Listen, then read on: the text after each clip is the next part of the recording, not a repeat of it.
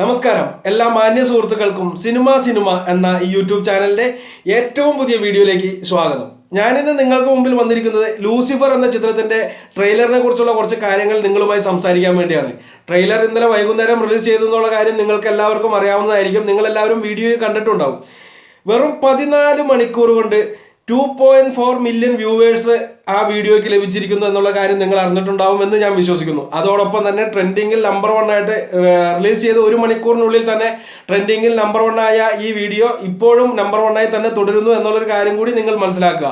അതോടൊപ്പം തന്നെ ചിന്തിക്കേണ്ടത് നമ്പർ 2 ആയിട്ട് നിൽക്കുന്ന ചിത്രം ഏതാണെന്ന് കൂടി ആലോചിക്കുമ്പോഴാണ് നമുക്ക് ഇതിൻ്റെ ഈ 1-ാം സ്ഥാനത്തിൻ്റെ കാര്യത്തെക്കുറിച്ച് ഒരു കൃത്യമായിട്ടുള്ള ധാരണ നമുക്ക് ലഭിക്കുകയുള്ളൂ. നമ്പർ 2 ആയിട്ട് നിൽക്കുന്നത് വേറെ ആരുമല്ല, സാക്ഷാൽ ഡിക്കാപ്രിയോന്റെ once upon a time in Hollywood എന്ന് പറയുന്ന ചിത്രമാണ് നമ്പർ 2 ആയിട്ട് നിൽക്കുന്നത്. Once upon a time in ഹോളിവുഡിന്റെ ട്രെയിലർ റിലീസ് ചെയ്തതും ഇന്നലെ തന്നെയാണ്. അത് ഏകദേശം 17 മണിക്കൂറായി. അത് നമ്പർ 1 ആയിട്ട് നിൽക്കുന്ന സമയത്താണ് ലൂസിഫറിന്റെ ട്രെയിലർ ഇറങ്ങുന്നത്. ലൂസിഫർ നമ്പർ 1ലേക്ക് കയറി ഇത് നമ്പർ 2ലേക്കായിട്ട് മാറിയിരിക്കുന്നു. അതോടൊപ്പം തന്നെ 2,55,000-ഓളം ലൈക്കുകളും ആ വീഡിയോയ്ക്ക് ലഭിച്ചിരിക്കുന്നു എന്നുള്ള കാര്യം മനസ്സിലാക്കുക. നിങ്ങൾക്ക് എല്ലാവർക്കും അറിയാവുന്നതാണ്, ലൂസിഫറിനെ തകർക്കാൻ വേണ്ടിയുള്ള ഒരു ചെറിയ ഗ്യാങ് ഓൺലൈനിൽ പ്രവർത്തിക്കുന്നുണ്ടെന്നുള്ള കാര്യം അറിയാം. അതിൻ്റെ ഒരു ഫലവും അതിനകത്ത് കാണാൻ സാധിക്കും. 24,000 ഡിസ്ലൈക്കുകളും ആ വീഡിയോയ്ക്ക് ലഭിച്ചിട്ടുണ്ട്. ഈ ഒരു കണക്കുകൾക്ക് അപ്പുറമായിട്ട് ആ വീഡിയോയിലേക്ക് നമ്മൾ നോക്കുമ്പോൾ നമുക്ക് കാണാൻ സാധിക്കുന്നത് ചിത്രത്തിന്റെ അണിയറ പ്രവർത്തകർ നമ്മളോട് എപ്പോഴും പറയുന്നതാണ്, ചിത്രത്തെക്കുറിച്ച് അധികം ഹൈപ്പ് ക്രിയേറ്റ് ചെയ്യാതിരിക്കുക, ഓവർ എക്സ്പെക്ടേഷൻ ഇല്ലാതെ തിയേറ്ററിൽ പോയാൽ നിങ്ങൾക്ക് ആസ്വദിക്കാൻ സാധിക്കുന്ന ഒരു ചിത്രമായിരിക്കും ലൂസിഫർ എന്നുള്ള കാര്യം. പക്ഷേ ഈ ട്രെയിലർ കണ്ടിട്ട് എനിക്ക് തോന്നുന്നത് ഇതൊരു ഓവർ എക്സ്പെക്ടേഷന്റെ കാര്യമൊന്നുമില്ല, അല്ലാതെ തന്നെ മാന്യമായ രീതിയിൽ അതിനെക്കുറിച്ചുള്ള കാര്യങ്ങൾ നമുക്ക് പറഞ്ഞു തരുന്നുണ്ട്. നല്ല ആക്ഷനുള്ള മൂവിയാണെന്നുള്ള കാര്യം നമുക്ക് യാതൊരു സംശയവുമില്ലാതെ മനസ്സിലാക്കാൻ സാധിക്കും അതിലൂടെ.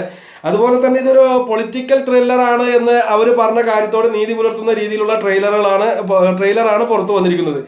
ഏറ്റവും മനോഹരമായിട്ടുള്ള ഒരു കാര്യം എന്താണെന്ന് വെച്ചാൽ, സിനിമയെക്കുറിച്ചുള്ള യാതൊരുവിധ ധാരണകളും നമുക്ക് നൽകാത്ത, അല്ലെങ്കിൽ സിനിമയുടെ സബ്ജക്റ്റിനെ കുറിച്ച് യാതൊരുവിധ ധാരണകളും നമുക്ക് ലഭ്യമല്ലാത്ത രീതിയിലുള്ള ഒരു ട്രെയിലറാണ് ഈ പുറത്തു വന്നിരിക്കുന്നത്. ഡയറക്ഷൻ വളരെ മനോഹരമായിട്ടുണ്ടെന്ന് തന്നെ പറയാം. അത് ഓരോ ഷോട്ടുകളിലും നമുക്ക് വളരെ വ്യക്തമായിട്ട് മനസ്സിലാക്കാൻ സാധിക്കും. ചില ഷോട്ടുകളെല്ലാം നല്ലൊരു ഹോളിവുഡ് സിനിമയുടെ മൂഡിലേക്ക് എത്തിയിട്ടുണ്ടെന്നുള്ള കാര്യവും നമുക്ക് മനസ്സിലാക്കാൻ സാധിക്കും. പിന്നെ എടുത്തു പറയേണ്ടതായിട്ട് എനിക്ക് അതിനകത്ത് തോന്നിയ ഒരു കാര്യം എന്താണെന്ന് വെച്ചാൽ അതിൻ്റെ ഒരു ബാക്ക്ഗ്രൗണ്ട് സ്കോറാണ്. നമ്മൾ ഇത് വീഡിയോ കണ്ടവർക്ക് അറിയാം, മോഹൻലാലിന്റെ നരേഷനിലൂടെയാണ് വീഡിയോ സ്റ്റാർട്ട് ചെയ്യുന്നത്. ആ സമയത്ത് മറ്റേ രാജാവിനെ കൊന്ന് ദൈവത്തെ കൊന്ന് ദൈവത്തിന്റെ സ്വന്തം നാടായ കഥയൊക്കെ അതിനകത്ത് പറയുന്ന ആ സംഭവങ്ങളിൽ ബാക്ക്ഗ്രൗണ്ടിലൂടെ ഒരു മണിയടി ശബ്ദം പോകുന്നുണ്ട്. ആ മണിയടി ശബ്ദം ഒരു ഹെഡ്ഫോൺ വെച്ച് കേട്ടിട്ടുള്ളവർക്ക് അറിയാൻ സാധിക്കും. എന്താ പറയുക, ഒരു ക്ലാസ് എന്ന് പറയാവുന്ന രീതിയിലുള്ള, അല്ലെങ്കിൽ ആ ഒരു നരേഷന്, ആ ഒരു ശബ്ദത്തിന് കൊടുക്കാവുന്ന ഏറ്റവും മനോഹരമായിട്ടുള്ള ബാക്ക്ഗ്രൗണ്ട് സ്കോർ ആയിട്ടാണ് എനിക്ക് അതിനകത്ത് തോന്നിയത്.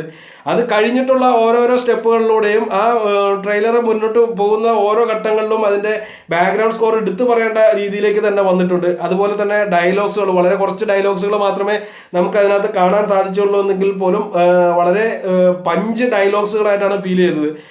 ശാന്തമായിട്ട് പറയുന്ന ഡയലോഗ്സിന് വരെ വളരെ അർത്ഥമുള്ള, അല്ലെങ്കിൽ ഒരു എന്താ പറയുക, ഒരു നല്ലൊരു ഹെവി സാധനമായിട്ടാണ് വളരെ ശാന്തമായിട്ട് ഇന്ദ്രജിത്തിന്റെ ആ ഒരു ഡയലോഗ്സ് ഉണ്ടല്ലോ. അതുപോലെ ചില ഷോട്ടുകൾ പ്രത്യേകിച്ച് എടുത്തു പറയേണ്ട, പെട്ടെന്ന് കണ്ണിലൊടുക്കിയ ഒരു സാധനം എന്താണെന്ന് വെച്ചാൽ, കുരിശിൽ കിടക്കുന്ന യേശുവിന്റെ തല അറുത്ത് മാറ്റിയതായിട്ടുള്ള ഒരു ഷോട്ട് അതിനകത്ത് കിടപ്പുണ്ട്. തല കട്ട് ചെയ്ത് തൂങ്ങി കിടക്കുന്നതായിട്ടുള്ള ഒരു ഷോട്ട് അതിനകത്ത് കിടന്നിട്ടുണ്ട്. അതൊരു ലൂസിഫർ എന്ന് പറയുന്ന സിനിമയുടെ ടൈറ്റിലിന്, അല്ലെങ്കിൽ അതിന്റെ ട്രെയിലറിന് ഏറ്റവും യോജിച്ച രീതിയിലുള്ള ഒരു ഷോട്ടായിട്ടാണ് എനിക്ക് അത് ഫീൽ ചെയ്തത്. കാരണം ലൂസിഫർ എന്ന് പറയുന്നത് ആരാണെന്ന് നിങ്ങൾക്ക് എല്ലാവർക്കും അറിയാവുന്നതായിരിക്കും. എന്തായാലും ഈ ഒരു സംഭവം കണ്ടിട്ട് എനിക്ക് ഫീൽ ചെയ്തത് എന്താണെന്ന് വെച്ചാൽ, ഇതൊരു ഹെവി സിനിമ തന്നെ ആയിരിക്കും. എന്തായാലും ഒരു മാസ് എന്റർടൈനർ തന്നെ ആയിരിക്കും എന്നുള്ള കാര്യത്തിൽ എനിക്കൊരു സംശയവും തോന്നുന്നില്ല. പിന്നെ അവർ പറയുന്നത് പോലെ ഇതൊരു ഹൈപ്പ് ക്രിയേറ്റ് ചെയ്യരുത്, നിങ്ങൾ ഓവർ എക്സ്പെക്ടേഷൻ ഇല്ലാതെ തിയേറ്ററിൽ പോവുക എന്നൊക്കെ പറയുമ്പോൾ ജനങ്ങൾക്ക് ഓവർ എക്സ്പെക്ടേഷൻ ഉണ്ട്, അല്ലെങ്കിൽ വളരെയധികം പ്രതീക്ഷയോടെ ജനങ്ങൾ കാത്തിരിക്കുന്നു എന്നുള്ളതിൻ്റെ ഏറ്റവും വലിയ തെളിവാണ് ഈ 14 മണിക്കൂർ കൊണ്ട് തന്നെ 2.4 മില്യൺ വ്യൂവേഴ്സും അതോടൊപ്പം തന്നെ ഇത്രയും ലൈക്കുകളും കാര്യങ്ങളെല്ലാം വരാനുള്ള പ്രധാന കാരണം അത് തന്നെയാണ്. എന്തായാലും ഞാൻ പക്ക വെയിറ്റിംഗിലാണ്. ഞാൻ ഒരു ഓവർ എക്സ്പെക്ടേഷനുകളിൽ തന്നെയാണ് ഞാൻ ഇരിക്കുന്നതെന്ന് വേണമെങ്കിൽ പറയാം. കാരണം എനിക്കത് ഈ ട്രെയിലർ കണ്ടപ്പോൾ എനിക്ക് ഭയങ്കരമായിട്ട് ഇഷ്ടപ്പെട്ടു, അല്ലെങ്കിൽ എന്നെ ഭയങ്കരമായിട്ട് അത് സ്വാധീനിച്ചു എന്ന് വേണമെങ്കിൽ പറയാം. അത് പ്രത്യേകിച്ച് എടുത്തു പറയേണ്ട ആ ഡയലോഗ്സുകളും, അതുപോലെ തന്നെ മോഹൻലാലിൻ്റെ ഒക്കെ ഓരോ എൻട്രി, ആ ജീപ്പിൽ നിന്ന് ഇറങ്ങുന്ന സീനൊക്കെ ഭയങ്കര എന്താ പറയുക, ഒരു പക്ക എന്റർടൈനർ എന്ന് പറയുന്ന രീതിയിൽ തന്നെയാണ് ആ സാധനം വന്നിരിക്കുന്നത്. അതുപോലെ തന്നെ പടം ഒരു അല്പം സ്ലോ ആണ് എന്നാണ് എനിക്ക് ഫീൽ ചെയ്യുന്നത് ട്രെയിലർ കണ്ടപ്പോൾ. എന്തായാലും പൃഥ്വിരാജിന്റെ ലാസ്റ്റ് ചിത്രങ്ങളിലെല്ലാം സംഭവിച്ച അല്ലെങ്കിൽ അദ്ദേഹം യൂസ് ചെയ്ത ആ ഒരു പാറ്റേൺ, പൃഥ്വിരാജിന്റെ അവസാന ചിത്രങ്ങൾ എന്ന് പറയുമ്പോൾ അദ്ദേഹം അഭിനയിച്ച ചിത്രങ്ങൾ എന്നുള്ള കാര്യം മനസ്സിലാക്കുക. ഇതിൽ തന്നെ കുറച്ച് കയ്യെടുത്തലുകൾ അദ്ദേഹം നടത്തിയെന്നൊക്കെ പറയുന്നു.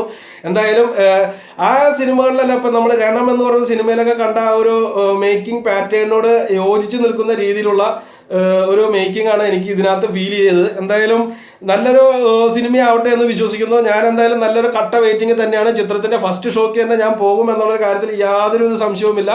എന്തായാലും നമുക്ക് അതിന്റെ മുന്നോട്ടുള്ള കാര്യങ്ങളിലേക്ക് വേണ്ടി വെയിറ്റ് ചെയ്യാം. ഓക്കെ, അപ്പോൾ ഈ വീഡിയോ ഇവിടെ അവസാനിക്കുന്നു. അടുത്ത വീഡിയോയുമായി വീണ്ടും കാണാം. നന്ദി, നമസ്കാരം.